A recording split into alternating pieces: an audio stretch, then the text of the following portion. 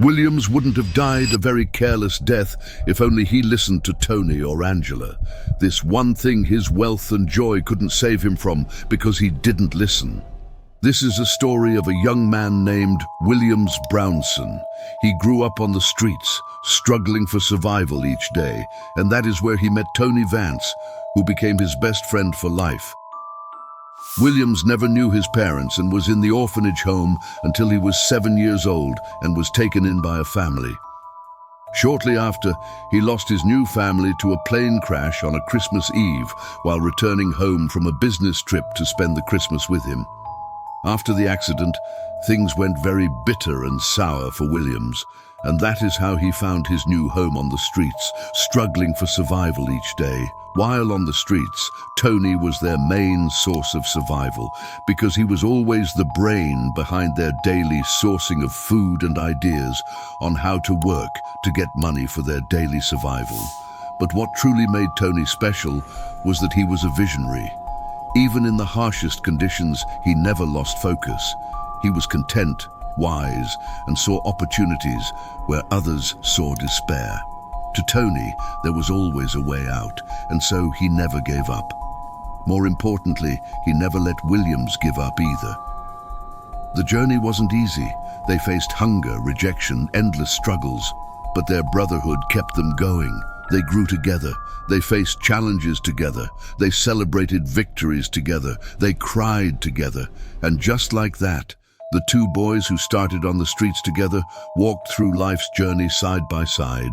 But something happened along the way, something that changed Williams forever. It was the day he met Angela. Williams met Angela in the most unusual way he could have ever imagined. It was Christmas Eve, a day that had haunted him for years. Every year, on this very day, Williams chose to be alone. Instead of celebrating, he retreated into nature, away from the noise, the lights, the world. He would sit in a quiet, hidden sanctuary, surrounded by tall trees, colorful flowers, and the beauty of untouched wilderness. Here, he found peace.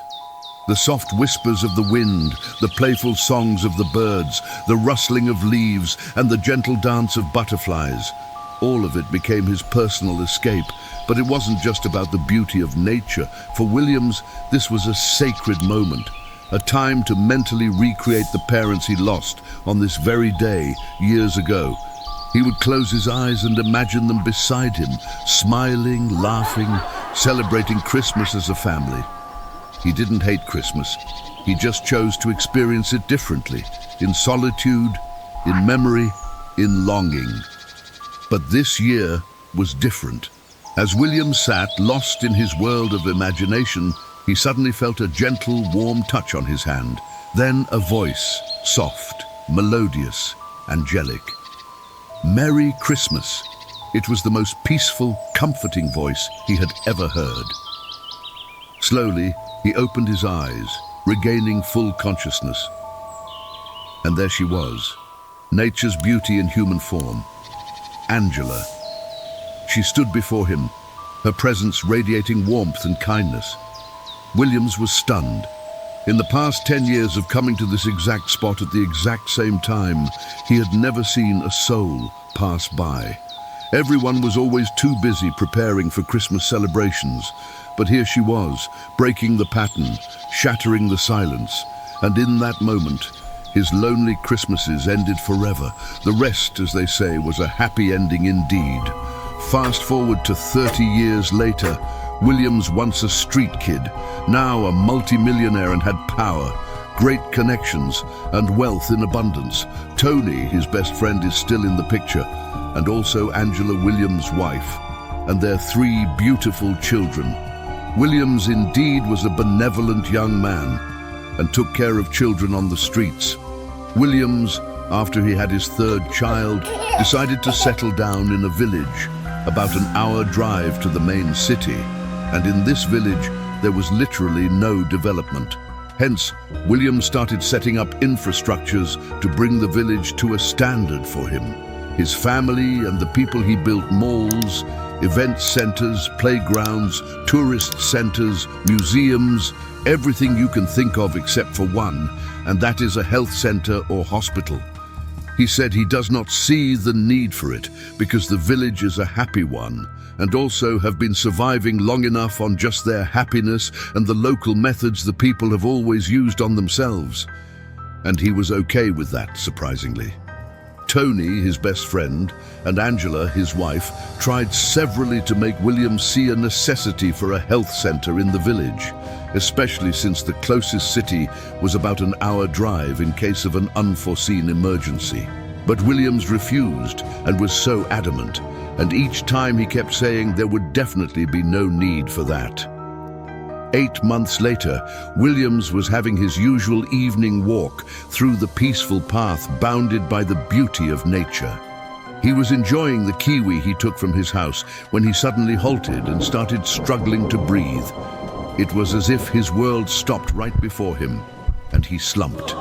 Passerby rushed towards him immediately to help. Different local methods were tried to resuscitate him, but all was abortive. Hence, the only option left was to rush him to the nearest health center or hospital. And remember, the closest is an hour drive on getting to the hospital. It was discovered that Williams gave up 45 minutes ago, which was just 15 minutes away from the hospital. The whole atmosphere was filled with sadness and mourning. The physicians reported to Tony and his wife after a series of examinations were carried out on him. Yes, the local methods are administered. We have very helpful regardless. There was something little he needed to take.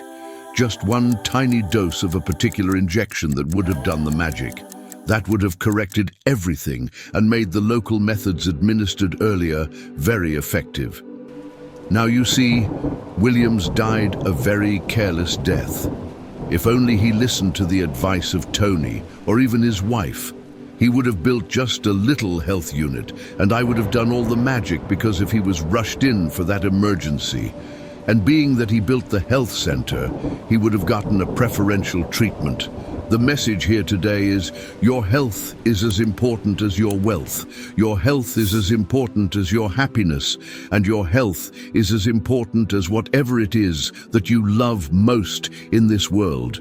Remember that it is only when you are healthy that you even enjoy life to the maximum. So pay very close attention to your health so that your wealth becomes meaningful, so that your joy becomes meaningful, so that the reason why you are living in this beautiful universe is seasoned with sweetness and joy. Now ask yourself this question. Have you really been paying attention to your health? Have you completely neglected your health? Are you paying less attention to your health? Are you so occupied with the activities of life that you only remember your health? When you break down, you see you have to always find a way to create a balance in your life. We all desire perfect health through happiness and abundance, wealth, but you must create a balance if you must enjoy it all. Think about this for a moment. Cheers and stay safe.